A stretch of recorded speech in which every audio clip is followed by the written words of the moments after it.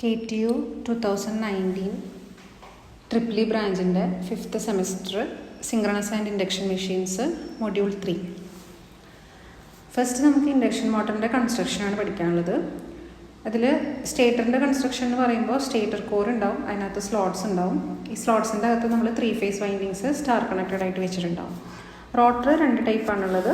First one squirrel cage type. Squirrel cage ടൈപ്പിൽ windings ആയിരിക്കില്ല, conductors ആയിട്ട് നമ്മൾ കോപ്പർ ബാറുകളാണ് യൂസ് ചെയ്യുന്നത്. ഈ കോപ്പർ ബാറുകൾ പാരലായിട്ട് വെച്ചിട്ട് 2 അറ്റം എൻട്രൻസ് വെച്ചിട്ട് ഷോർട്ട് സർക്യൂട്ട് ചെയ്യും. പിന്നെ നെക്സ്റ്റ് ടൈപ്പ് സ്ലിപ്പ് റിംഗ് ആണ്, അല്ലെങ്കിൽ ഫേസ് വൂണ്ട് എന്ന് പറയും. സ്ലിപ്പ് റിംഗിൽ വൈൻഡിങ്സ് തന്നെയാണ്, 3 phase സ്റ്റാർ കണക്റ്റഡ് വൈൻഡിങ്സ് ആയിരിക്കും. ഇത് സ്ലിപ്പ് റിംഗ്സും ബ്രഷസും വഴി നമ്മളൊരു എക്സ്റ്റേണൽ റിയോസ്റ്റേറ്റിലേക്ക് കണക്ട് ചെയ്തിട്ടുണ്ടാവും. നെക്സ്റ്റ് ഇൻഡക്ഷൻ മോട്ടറിൻ്റെ ഇക്വലൻറ്റ് സർക്യൂട്ടാണ്. ഒരു ട്രാൻസ്ഫോമറിൻ്റെ ഇക്വലൻറ്റ് സർക്യൂട്ടിന് സിമിലർ ആണ് ഇൻഡക്ഷൻ മോട്ടറിൻ്റെ ഇക്വലൻറ്റ് സർക്യൂട്ട്. ഇതിൽ ആക്ച്വലി സർക്യൂട്ടിൽ നമുക്ക് 2 സർക്യൂട്ടായിട്ട് കാണാം, പ്രൈമറി സർക്യൂട്ടും സെക്കൻഡറി സർക്യൂട്ടും. ഇത് രണ്ടും കൂടെ മെർജ് ചെയ്ത് ഒറ്റ സർക്യൂട്ടായിട്ട് റെഡ്യൂസ് ചെയ്യണം. അതിനുള്ള സ്റ്റെപ്സാണ് നമ്മൾ താഴെ കാണിച്ചിരിക്കുന്നത്. അപ്പോൾ നമുക്കിത് മെർജ് ചെയ്ത് സിംഗിൾ സർക്യൂട്ട് ആക്കണം എന്നുണ്ടെങ്കിൽ റോട്ടർ സൈഡിലുള്ള വോൾട്ടേജിനെയും കറണ്ടിനെയും സ്റ്റേറ്റർ അല്ലെങ്കിൽ പ്രൈമറി സൈഡിലുള്ള വോൾട്ടേജും കറണ്ടായിട്ട് കൺവേർട്ട് ചെയ്യണം. നമ്മൾ ആദ്യം റോട്ടർ സൈഡിൻ്റെ സർക്യൂട്ട് വരച്ച് വോൾട്ടേജ് ഇക്വേഷൻ എഴുതി, എന്നിട്ട് അതിൽ റോട്ടർ EMF ERന് പകരം S times E2 എന്ന് സബ്സ്റ്റിറ്റ്യൂട്ട് ചെയ്യും. അപ്പോൾ X2ൻ്റെ കൂടെയുള്ള സ്ലിപ്പ് കട്ടായി പോയിട്ട് R2/S എന്ന് കിട്ടും. അപ്പോൾ നമുക്ക് ആ ഫിഗർ റീഡ്രോ ചെയ്തിട്ട് X2 വേരിയിങ് ആയിട്ട് കാണിക്കുന്നതിന് പകരം R2/S വേരിയിങ് ആയിട്ട് കാണിക്കാം. അതിനുശേഷം നമ്മൾ ഇതിൻ്റെ കൂടെ ഒരു R2 ആഡും സബ്ട്രാക്റ്റും ചെയ്യും. അപ്പോൾ നമുക്കതിൻ്റെ ലോഡ് സൈഡ് R2 × 1/S - 1 എന്ന് കിട്ടും. അതിനുശേഷം നമ്മൾ ഇതിൽ സബ്സ്റ്റിറ്റ്യൂഷൻസ് ചെയ്യുകയാണ്, അതായത് ട്രാൻസ്ഫോർമേഷൻ റേഷ്യോ അപ്ലൈ ആണ്. E2നെ E1 × K എന്നും I2നെ I2'/K എന്നും സബ്സ്റ്റിറ്റ്യൂട്ട് ചെയ്യും. അപ്പോൾ നമ്മൾ നേരത്തെ ഇതേ വോൾട്ടേജ് ഇക്വേഷൻ പ്രൈമറി വോൾട്ടേജിൻ്റെയും പ്രൈമറി കറണ്ടിൻ്റെയും ടേംസിൽ കിട്ടും. അത് വെച്ചിട്ട് നമുക്ക് ആ ഫസ്റ്റ് നമ്മൾ കണ്ട സർക്യൂട്ടിനെ ഇപ്പോൾ കിട്ടിയ പുതിയ ടേംസായിട്ട് നമുക്കൊന്നും കൂടെ റീഡ്രോ ചെയ്യാം. അതിനുശേഷം ആ ലോസ് കമ്പോണൻസ് ആണ് അവിടെ R0 X0 ആയിട്ട് നമ്മൾ പാരലായിട്ട് കാണിച്ചിരിക്കുന്നത്. ആ ലോസ് കമ്പോണൻസിനെ എടുത്തിട്ട് നമ്മൾ ഫ്രണ്ടിലേക്ക് മാറ്റും. അപ്പോൾ ബാക്കിയുള്ള ടേംസ് എല്ലാം സീരീസ് ആയിട്ട് വരും. അപ്പോൾ അതെല്ലാം കൂടെ ആഡ് ചെയ്തിട്ട് ഫൈനൽ അപ്രോക്സിമേറ്റ് സർക്യൂട്ടായിട്ട് നമുക്ക് R01 X01 R0 X0 അതുപോലെ RL' ഇത്രയും ടേംസ് നമുക്ക് മാർക്ക് ചെയ്യാം ഫൈനൽ ഫിഗറിൽ. നെക്സ്റ്റ് ഫേസർ ഡയഗ്രം ആണ്. ഫേസർ ഡയഗ്രം വരയ്ക്കാൻ അതിൻ്റെ അടുത്ത് കൊടുത്തിരിക്കുന്ന ആ ഇക്വേഷൻസ് പഠിച്ചു വയ്ക്കുക. അത് വെച്ചിട്ടാണ് ഫേസർ വരയ്ക്കേണ്ടത്. റെഫറൻസ് ആയിട്ട് ഫ്ലക്സ് വരയ്ക്കുക.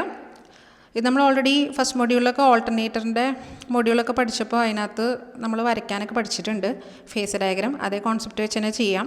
റെഫറൻസ് ഫ്ലക്സ് വരയ്ക്കുന്നു. പിന്നെ ഇത് മോട്ടർ ആയതുകൊണ്ട് തന്നെ നമ്മളവിടെ ടെർമിനൽ വോൾട്ടേജ് വരയ്ക്കില്ല, പകരം സെക്കൻഡറി കറണ്ട് മാർക്ക് ചെയ്യുക. സെക്കൻഡറി കറണ്ട് മാർക്ക് ചെയ്തിട്ട് അതിന് സീരീസായിട്ട് റെസിസ്റ്റീവ് ഡ്രോപ്പ് മാർക്ക് ചെയ്യുക, അതിന് പെർപെൻഡിക്കുലറായിട്ട് റിയാക്ടൻസ് ഡ്രോപ്പ് മാർക്ക് ചെയ്യുക. അപ്പോൾ നമുക്ക് E2 റിസൾട്ടൻ്റ് ആയിട്ട് കിട്ടും. E2നെ എക്സ്റ്റെൻഡ് ചെയ്യുമ്പോൾ E1 കിട്ടും. അതിനുശേഷം I1 മാർക്ക് ചെയ്യുന്നു. പിന്നെ I1ന് പാരലായിട്ട് I1 R1ഉം പെർപെൻഡിക്കുലറായിട്ട് I1 X1ഉം വരയ്ക്കുക. അത് ജോയിൻ ചെയ്യുമ്പോൾ നമുക്ക് V1 കിട്ടും. I2' I0യും കൂടെ ആഡ് ചെയ്യുമ്പോഴാണ് I1 കിട്ടുന്നത്. I2' കിട്ടാൻ I2 ബാക്കിലേക്ക് എക്സ്റ്റെൻഡ് ചെയ്യുക, I0 നമുക്ക് റാൻഡം ആയിട്ട് വരയ്ക്കാം. എന്നിട്ട് ഈ 2 വെക്ടേഴ്സും പാരലോഗ്രാം ലോ വെച്ചിട്ട് റിസൾട്ടൻ്റ് ആയിട്ട് I1 വരയ്ക്കാം. നെക്സ്റ്റ് ഇൻഡക്ഷൻ മോട്ടറിൻ്റെ ലോസസ് കണ്ടെത്താൻ വേണ്ടിയിട്ട് നമ്മൾ കണ്ടക്ട് ചെയ്യുന്ന 2 ടെസ്റ്റുകളാണ് നോ ലോഡ് ടെസ്റ്റും ബ്ലോക്ക് റോട്ടർ ടെസ്റ്റും.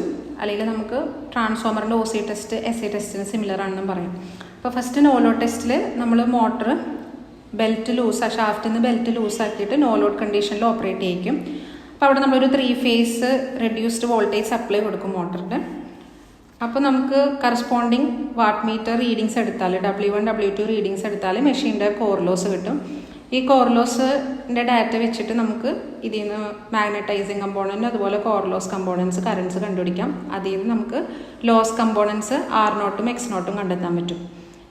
രണ്ടാമത്തേത് ഷോർട്ട് സർക്യൂട്ട് ടെസ്റ്റ് അല്ലെങ്കിൽ ബ്ലോക്ക് റോട്ടർ ടെസ്റ്റ് ആണ്. ഇതിൽ നമ്മൾ ഷാഫ്റ്റും ബെൽറ്റും ടൈറ്റാക്കി വെക്കുകയാണ് ചെയ്യുക. അപ്പോൾ ഫുൾ ലോഡ് അല്ലെങ്കിൽ ബ്ലോക്ക്ഡ് റോട്ടർ കണ്ടീഷൻ വരും.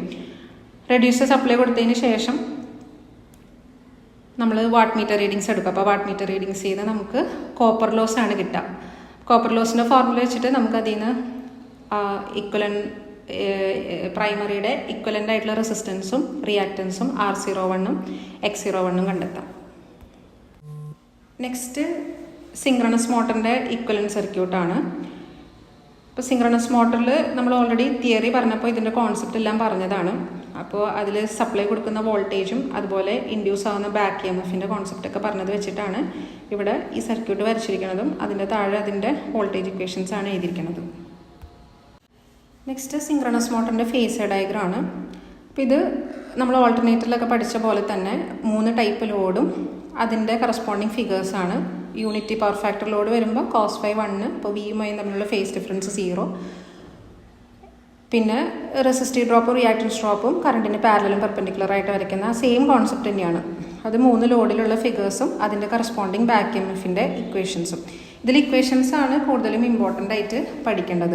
UPF ലാഗ് ലീഡിൽ ഓപ്പറേറ്റ് ചെയ്യുമ്പോൾ ബാക്ക് എംഎഫ് എന്ത് വരും എന്ന് കണ്ടുപിടിക്കാനുള്ള ഇക്വേഷൻസ്.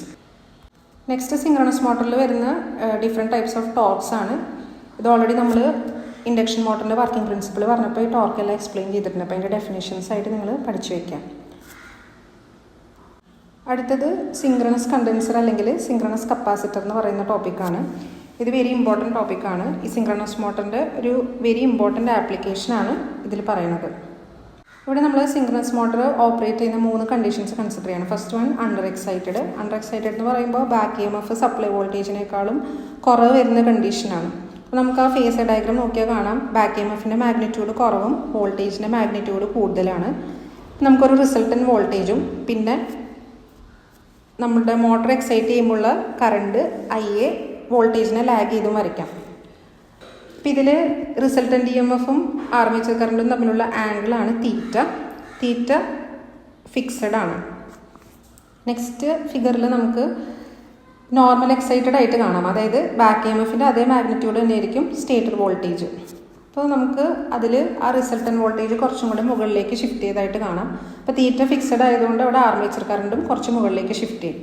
നെക്സ്റ്റ് ഫിഗറിൽ ഓവർ എക്സൈറ്റഡിൻ്റെ ഫിഗറാണ്. അപ്പോൾ അതിൽ ബാക്ക് EMFൻ്റെ മാഗ്നിറ്റ്യൂഡ് സപ്ലൈ വോൾട്ടേജിനേക്കാളും കൂടുതലായിരിക്കും മെഷീനെ ഓവറായിട്ട് എക്സൈറ്റ് ചെയ്യുമ്പോൾ. അപ്പോൾ എന്താ സംഭവിക്കുകയെന്ന് വെച്ചാൽ റിസൾട്ടൻ്റ് EMF ഒന്നും കൂടെ ലെഫ്റ്റിലേക്ക് ഷിഫ്റ്റ് ചെയ്യും. അപ്പോൾ അതനുസരിച്ചിട്ട് കറണ്ടും ഷിഫ്റ്റ് ചെയ്യുമ്പോൾ ഇവിടെ നമ്മളുടെ സ്റ്റേറ്റർ കറണ്ട് എന്ന് പറയുന്നത് വോൾട്ടേജിനെ ലീഡ് ചെയ്ത് വരും. അപ്പോൾ ഒരു സിങ്ക്രണസ് മോട്ടറിനെ നമ്മൾ ഓവർ എക്സൈറ്റ് ചെയ്ത് ഓപ്പറേറ്റ് ചെയ്യിച്ചാൽ അതൊരു സിങ്ക്രണസ് കപ്പാസിറ്ററായിട്ട് ആക്ട് ചെയ്യും. അപ്പോൾ നമുക്ക് ലാഗിങ് പവർ ഫാക്ടറുള്ള ലോഡുകളുടെയൊക്കെ പവർ ഫാക്ടർ ഇമ്പ്രൂവ് ചെയ്യാനായിട്ട് ഒരു പവർ ഫാക്ടർ ഇമ്പ്രൂവ്മെൻറ്റ് എക്യുപ്മെൻ്റായിട്ട് സിങ്ക്രണസ് മോട്ടറിനെ യൂസ് ചെയ്യാൻ പറ്റും. നെക്സ്റ്റ് ടോപ്പിക്ക് വീക്കേഴ്സും ഇൻവേർട്ടഡ് വീക്കേഴ്സാണ്. വീക്കേഴ്സ് എന്ന് പറഞ്ഞാൽ സിങ്ക്രണസ് മോട്ടറിൻ്റെ ഫീൽഡ് എക്സൈറ്റേഷൻ കറണ്ടും അതുപോലെ ആർമേച്ചർ കറണ്ടും തമ്മിൽ പ്ലോട്ട് ചെയ്യുന്ന ഗ്രാഫാണ്. നമ്മൾ മെഷീനിനെ full load, half load, no load ഈ 3 കേസസിലും 3 പവർ ഫാക്ടേഴ്സിൽ ഓപ്പറേറ്റ് ചെയ്യിക്കും. അതായത് 0.8 power factor lag, unity power factor, 0.8 power factor lead. ഇപ്പോൾ നമ്മൾ നോ ലോഡിൻ്റെ ഫിഗർ നോക്കുകയാണെങ്കിൽ ലാഗിങ് പവർ ഫാക്ടറിൽ ഫീൽഡ് കറണ്ട് കൂടുമ്പോൾ ആർമേച്ചർ കറണ്ട് കുറയാണ് ചെയ്യണത്. UPFൽ അത് ഓൾമോസ്റ്റ് സ്റ്റഡി അല്ലെങ്കിൽ കോൺസ്റ്റൻ്റ് ആണ്. ലീഡിങ് പവർ ഫാക്ടറിലേക്ക് വരുമ്പോൾ ഫീൽഡ് എക്സൈറ്റേഷൻ കൂടുമ്പോൾ ആർമേച്ചർ കറണ്ട് കൂടുകയാണ് ചെയ്യണത്. ഇതേ സെയിം രീതിയിൽ തന്നെയാണ് നമ്മൾ ഹാഫ് ലോഡിൻ്റെയും ഫുൾ ലോഡിൻ്റെയും ക്യാരി നോക്കുമ്പോൾ കാണുന്നത്. അപ്പോൾ ഇത് നമുക്കൊരു V ഷേപ്പിലാണ് കിട്ടുക. അതുപോലെ സിങ്ക്രണസ് മോട്ടറിൻ്റെ ഫീൽഡ് എക്സൈറ്റേഷൻ കറണ്ടും പവർ ഫാക്ടറും തമ്മിൽ ഗ്രാഫ് പ്ലോട്ട് ചെയ്യുമ്പോൾ ഈ സെയിം കേസസ് തന്നെ half load, full load, no load, പിന്നെ ലാഗ്, ലീഡ്, 0.8 പവർ ഫാക്ടർ ഈ കേസിൽ അത് നമ്മൾ ഗ്രാഫ് പ്ലോട്ട് ചെയ്ത് വരുമ്പോൾ ഇൻവേർട്ടഡ് ഷേപ്പിലാണ് വരുന്നത്. ഈ ഒരു ഗ്രാഫിനെയാണ് നമ്മൾ ഇൻവേർട്ടഡ് വീക്കർ എന്ന് വിളിക്കുന്നത്.